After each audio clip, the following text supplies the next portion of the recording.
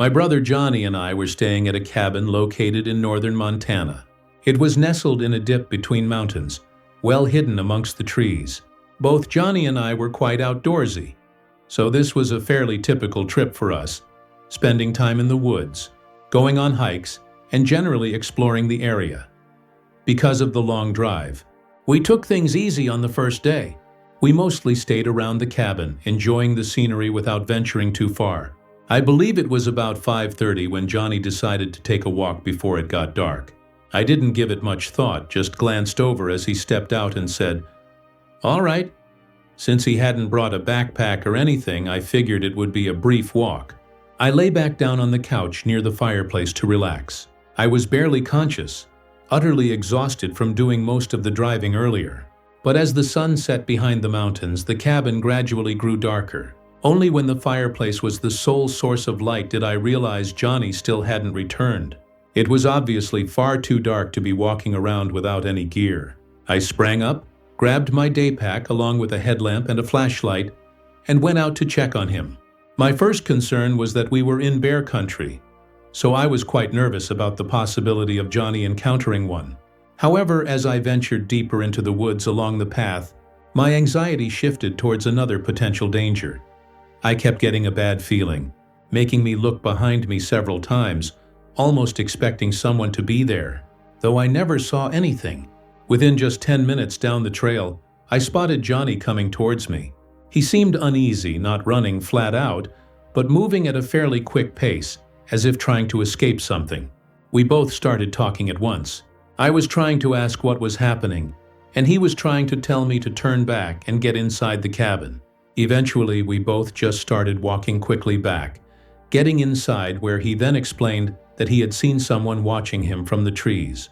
He said the person looked very creepy, and as he continued walking on the trail, it seemed the man was practically stalking him. Johnny thought that if he had just walked back to the cabin during daylight, the person might have followed him, so he waited until it was dark. Johnny, likely because he's the older brother, assured me it was probably nothing serious though, just him being cautious rather than taking a risk. I trusted him and tried not to dwell on it. The person he saw likely just had a cabin nearby as well, or was simply out for a hike. We made dinner, then sat out on the front porch for the rest of the night near a campfire. I think both of us were also trying to keep an eye out for anyone watching us, though neither of us admitted it. The mountains grew quieter as the night wore on. We talked around the campfire late into the night, went inside later and slept until morning. After a quick breakfast, we packed our bags and left for the main hike in the area, heading up to the peak of one of the mountains, which took around 6 hours. Both of us were incredibly exhausted afterward. The last hour walking back to the cabin felt like it dragged on forever. When we got inside, Johnny tossed his bag down and said he was going to take a shower. I waited on the couch. The cabin only had 2 rooms and 1 bathroom, so I had to wait for him. I had only been lying there for a minute, though, when I randomly recalled the man my brother had mentioned the previous day. I got up and looked out the windows, almost expecting to see him outside. I went back over to the couch, but suddenly felt strange. A few more minutes passed while I tried to figure out what this strange feeling was, when I noticed the loud sound of the water pump for the shower hadn't started. I called Johnny's name. No response. I got up and walked down the hall towards the bedroom. I knocked on the door and called his name again. As I reached down to slowly open the door just a crack, I felt something deeply unsettling. I opened it slowly, maybe just a few inches, and could see Johnny between the opening and the door. He was kneeling in the corner of the room, eyes wide open, staring at me, subtly shaking his head no, clearly telling me to leave. The fear in his eyes was so disturbing, it's burned into my memory clear as day. Just a horrifying sight I wish I could forget. I pushed the door open fully, seeing a man standing just a few feet from Johnny. He also had wide eyes, but in a tired, disturbing way. He wore disheveled, torn clothes and had oily, long black hair. In that instant, I didn't have time to think. It was just an immediate, unprocessed reaction to stop him. I charged at him, and only once I was a couple of steps away did I see him raise a gun from his side. I tackled him, and Johnny immediately knew what to do. We struggled until we got the gun away from him and mostly had him under control. I swear this man was feral, screaming and screeching, clawing to escape. I had never seen anything like it. He wasn't giving up though, so it took a while to figure out exactly how to handle the situation. We decided Johnny, being much bigger than me, would hold him down while I prepared the car. I did as he said, quickly loading our bags into the car, which already had everything from our recent hike inside. Then I started the car and got it ready. I went back in and we tried to tie him up with whatever we could find around the cabin, just enough to allow us to leave. And naturally, we took the gun with us. We could hear him screaming as we drove away. Once we were back in an area with service, we contacted the police. However, by the time they reached the cabin, the makeshift restraints we'd used were scattered on the floor, and the man was nowhere to be found. My brother explained that when he went into the room to shower, he was suddenly confronted and held at gunpoint, told to call me into the room. My brother refused, knowing I'd have no chance if I came in, but I walked in anyway. We still talk about how insane it was that I tackled the guy. Honestly, I can't even explain it, but it could have been what got us out of that cabin alive. Now, the only clue authorities have about the man's identity comes from the gun we gave them. They were able to trace it and found it was registered to a man who had been missing for 5 years from a location about 50 miles away. However, based on our description of the attacker's appearance, it seemed like it wasn't the registered owner, leading us to believe that whoever attacked us had possibly also attacked the gun's owner, resulting in his disappearance. So, if things had unfolded differently, that could have been my fate and Johnny's as well. Story 2. By P.L. In 2016, I made a trip down to my father's old cabin.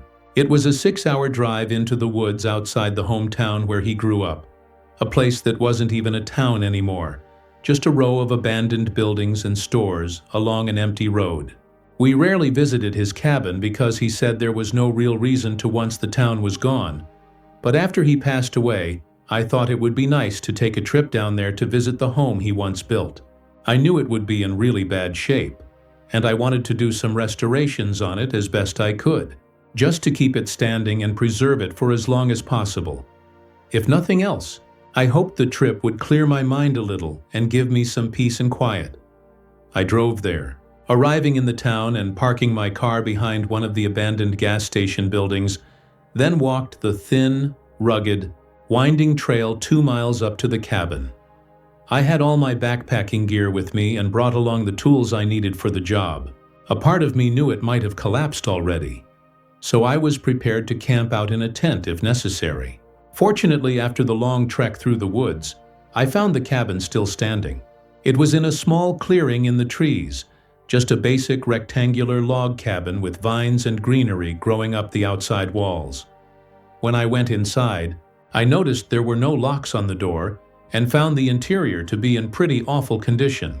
Trash scattered everywhere and a musty, unpleasant smell filling the air. It was clear that at some point someone realized the place wasn't in use and had probably stayed there, maybe for a while, although it didn't seem recent. No signs of anyone being there for a couple of years at least. I moved what I could into the corner of the room, clearing a space to put my things, and with the sun already setting, I unrolled my sleeping bag and just settled in. I should mention that although I didn't hear or see anything that night, I couldn't sleep for more than about 30 minutes at a time before waking up with a strange, unsettling feeling. It made for a really poor night's sleep. I got up at sunrise, feeling groggy and wondering if the whole trip had been a mistake. I used my small camping stove to brew some coffee, then took a walk through the woods to clear my head. It was still fairly dark, the sun only just beginning to peek through the trees. A little ways in, I found an overlook, a hill where I could see above the tree line. I thought it would be a great spot to watch the sunrise, but I discovered something else. I could see the abandoned town from up there. It was very far away, but there was a light. It looked like it was coming from a window in one of the buildings. I couldn't tell from that distance if it was in a house or a store, and it went off suddenly a minute later. It made me worry a bit about my car, but mostly I was just surprised anyone else was around there. Probably it was just some urban explorers checking out the town, nothing to worry about, although it was a really big coincidence. I stayed on the hill for an hour watching the sun rise, then walked back through the woods to start working on the cabin. The first thing was to reseal and clean up the outside. I will say, though, that while I was out there working, I kept getting that feeling, the one I'd had during the night. Every time I looked back at the woods, this eerie sense seemed to be present. It took me a bit to really understand what it was I felt, but eventually I grasped what I think it was. I felt like I wasn't alone. I kept working, but constantly glanced over my shoulder. The idea of anyone else being out here seemed genuinely impossible. The abandoned town, sure, but here, in some random woods with nothing but a decaying cabin. I figured I must have been on edge for reasons I couldn't fathom. As the sun began to set, I went inside, testing the old wood stove. These things seemed indestructible. It fired right up with no problem and warmed the cabin. I sat near it and just watched the flames, listening to the crackling as I thought about everything. My dad, this trip, life in general. But later that night, the crackling of the flames was suddenly joined by a similar sound. Cracks and crunching noises coming from the front of the cabin. I turned my head and listened. I only realized it wasn't a wild animal and was definitely a person. Just as they reached the front door, the wood stove's sound suddenly seemed incredibly loud, drowning out whoever was outside. Then they knocked and called out a name that made my whole world stop for a moment. The man called out my father's name. It felt like it gripped me, making me stand up and walk to the other side of the door in complete shock. How did he know my dad's name? I couldn't resist calling out and asking who he was. The man outside hesitated. I think he knew after I spoke that I wasn't my father. I'm an old friend of the man who built this cabin. I was hoping I'd get to see him again, the unknown man said. I moved a little closer to the door. The urge to open it and talk to someone, to hear stories, was strong. But still, something held me back from opening it. Why was he even here? I asked, and the man said he lived in that old town. After thinking for a second, I decided to tell him I was the son of the person he was looking for, that my dad and he had passed away. The man behind the door paused. I'm real sorry to hear that, kid. Wish I could have seen him one more time, he said. Initially, it felt nice to hear that, but I quickly sensed something was off about the way he said it. Something in his voice. It wasn't the sadness I would have expected from someone who just learned they lost a friend. Before I could say anything, and almost as if he knew I was thinking too hard about it, the man continued talking. Why don't you open up and we can have a chat? It's real cold out here, son. Would be nice to share that fire. Although he spoke very slowly, I sensed an urgency or a lack of patience in his voice. I felt he wasn't being truthful, that perhaps he wasn't who he claimed to be. Sure, he knew my dad's name and was in the town he used to live in, but how could I be certain he was really a friend of his? Still, as I was thinking, I couldn't find the right words to say next. And in my hesitation, the man asked again for me to open the door. He knocked on the door again, a bit more forcefully. His voice grew less kind and more demanding. I took a few steps back from the door. Kid, open the door. You going to let me die out here in the cold? Is that what your father would want from you? My heart began pounding as I reached into my backpack for my hunting knife. The man continued hitting the door and yelling subtle threats, dropping the fake persona of a kind, harmless friend. This went on for much longer than I could track. It felt like a continuous nightmare. But suddenly the man punched the door in anger, and it was followed by the sound of his footsteps walking away, retreating back into the woods. I stayed up all night, my mind racing as I waited in fear. But when the sun came up and there were no signs of him, I hastily packed my bag and ran from the cabin. I was really lucky, finding my car untouched, still well hidden behind the crumbling gas station. I fled the town and drove non-stop back home. I had hoped that trip would give me some answers, or help me come to terms with things, but honestly, I'm just left with more questions. I realized I never really knew why my dad moved away from there. I guess I assumed it was because the town was dying off and everyone else was leaving. But now I think there was probably more to it. Maybe other reasons he'd never brought me back to his cabin. I don't know why that man was still around there, or what he really wanted from me, or how he even knew my dad at all. But something tells me he didn't have any good intentions that night.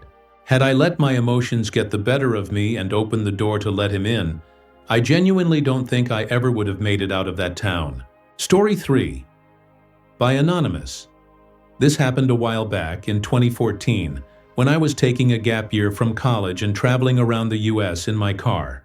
When I reached the East Coast, my cousin offered me a place to stay at his cabin, just south of the Appalachian Mountains.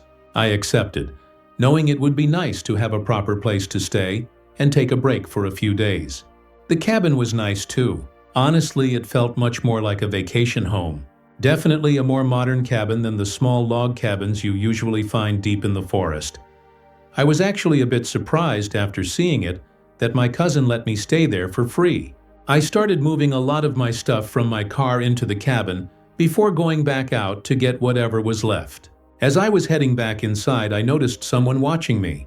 They were out in the trees, standing far from the path, and with no one else around besides me and my cousin. They had to be looking at me.